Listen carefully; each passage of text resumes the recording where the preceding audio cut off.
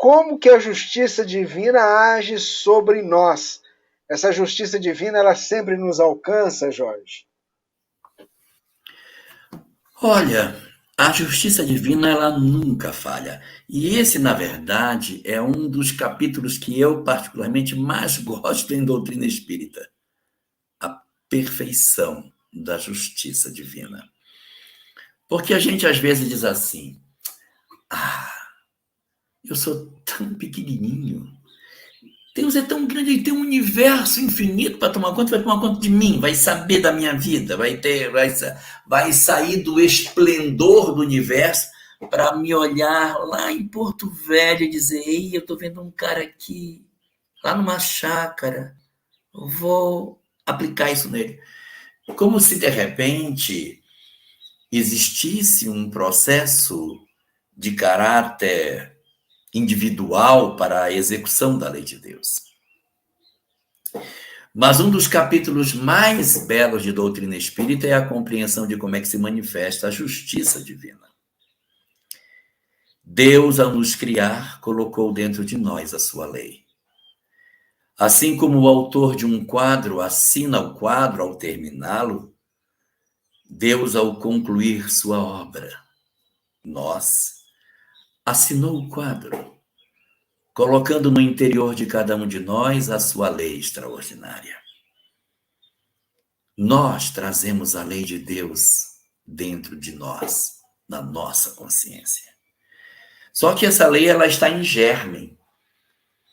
À medida que eu vou experimentando, que eu vou vivendo, que eu vou aprendendo, que eu vou me desenvolvendo, essa lei em germe, ela vai como que se distendendo e eu vou conseguindo enxergar aquilo que eu já tinha, mas que eu não tinha condição de entender de maneira mais profunda. Então, a justiça divina, ela estará sempre se manifestando em nós, sempre estará se manifestando. De que maneira? Não através de um anjo julgador com um papel na mão, olha, ele fez, agora aplica tal coisa nele. Não. Está dentro de mim o código divino. Eu carrego em mim as sentenças da minha própria incúria, da minha própria imperfeição, das minhas próprias dores. Se eu sou ciumento, eu não preciso que ninguém me puna pelo meu ciúme. Eu mesmo procurarei as minhas punições. Se eu sou orgulhoso, eu não preciso que ninguém venha me punir. Eu me sentirei aviltado no meu orgulho todas as vezes que eu tiver que reenterrar com as pessoas e não me perceber tratado como eu acho que eu deveria ser. E para demonstrar a você como é que a lei de Deus se manifesta, eu vou trazer aqui um caso. Eu já até contei esse caso outras vezes, mas eu vou contar de novo porque a gente vai ficando velho, a gente vai se repetindo. Mas esse caso é um caso que está na obra há 2000 anos. A obra 2000 anos, que tem como personagem central Públio Lentulus, conta no primeiro capítulo da primeira parte que ele teria tido um sonho em que ele se via como sendo o seu bisavô. O bisavô dele, que tinha um nome parecido, ele chamava-se Públio Lentulus Cornélius e o bisavô chamava-se Públio Lentulus Sura. Públio Lentulus Sura, o bisavô, teria participado de uma rebelião e teria cegado os seus inimigos, as pessoas que combateram com ele nesse levante, na época de Catilina. Ele, no lado que estava combatendo, cega os seus inimigos. Muito bem. Mas isso foi lá na outra encarnação. Quando ele reencarna agora como bisneto dele próprio, os olhos são saudáveis. Ele não tem problema de visão. Ele vai atravessar a existência inteira sem problema de visão. Os olhos são normais, ele vê, ele enxerga, é tudo normal. Só que ao longo da vida, ele cultivou inimigos. Preste atenção como a lei divina vai agir. Ele não precisava ter cultivado inimigos. Ele cultivou inimigos. Então é como se a lei de Deus tivesse dado a ele a chance de reencarnar sem sequela nos olhos, pela possibilidade de fazer muita coisa boa. Foi feita uma aposta nele que ele conseguisse fazer as coisas certas.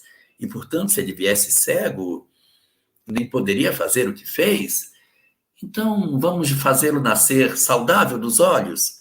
Mas ele tem culpas, mas ele tem méritos, e no peso dos méritos e das culpas, nasceu saudável, mas com a culpa armazenada na consciência. É um espírito que não está liberto das suas consequências, mas a lei de Deus, que é justiça e misericórdia, olhou para Públio e disse: é mais vantagem ele vir com os olhos saudáveis para poder fazer coisas boas do que tratá-lo como cego, sem que ele tenha a chance de fazer o que ele pode realizar. Dá para apostar nele. Vamos apostar. Ele nascerá saudável dos olhos. Assim foi. Só que durante a existência dele, ele cultiva inimigos, ele é orgulhoso, ele é vaidoso, ele é prepotente, ele tem uma série de imperfeições morais, ele cultiva uma série de condutas profundamente pouco recomendáveis. E desenvolve um ódio muito profundo em uma outra pessoa, chamada André de Dioras. Quando no final da existência, André de Dioras, por uma circunstância que não foi nem provocada, acaba tendo a chance de tê-lo como prisioneiro, ele diz: meu Deus, o senador que eu tanto odeio é meu prisioneiro. Vou me vingar dele por tudo que ele me fez. E aí o livro diz o seguinte, que quando Públio está preso, André de Dioras começa a andar no quarto para lá e para cá, pensando numa maneira de torturar o seu prisioneiro com bastante maldade. Se eu poderia matá-lo, mas se eu matar, ele vai morrer. Eu não quero que ele morra, eu quero que ele sofra. E ele começa a andar para lá, para cá, sem saber o que fazer. E aí entra a justiça divina, os ímãs que a lei possui. Por uma circunstância que a obra não descreve, ele tem uma intuição. Eu vou cegá-lo. Poxa, ele poderia... Tem tantas formas de tortura que ele poderia usar. Tantas. Não vou citar nenhuma para não criar imagens ruins em ninguém, mas existem inúmeras torturas.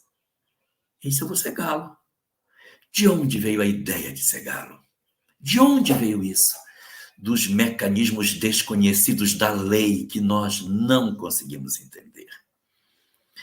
A lei possui seus próprios mecanismos para se exercer sobre os homens.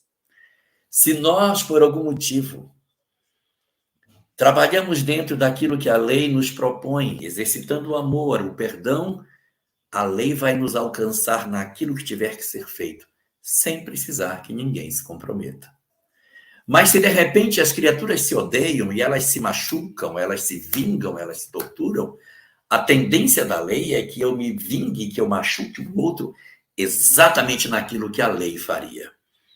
Então a lei já agiria sozinha, provocando coisas que escandalizariam a todos nós quando acontecesse. A pessoa ficando cega, quebrando as pernas, ficando paralítico. Nossa, que coisa! As pessoas se escandalizariam com o agir da lei. Mas tem vezes que o homem toma para si a condição de si, eu vou me vingar. E ele mexe na lei, agindo como se ele fosse o braço vingador desnecessário da lei. Quando ele faz isso, que não era preciso que acontecesse, ele se compromete, porque a lei agiria independente dele. A lei se executaria independente, ou seja, é necessário que o escândalo venha. A lei vai se manifestar em nós. Mas ai daquele que achar que tem que ser o braço da lei. Porque aquele que se manifestar querendo ser o braço da lei, se compromete com a lei de causa e efeito. É necessário que o escândalo venha, mas ai daquele por quem o escândalo vier. Não precisa que ninguém se faça justiceiro para que a lei aconteça.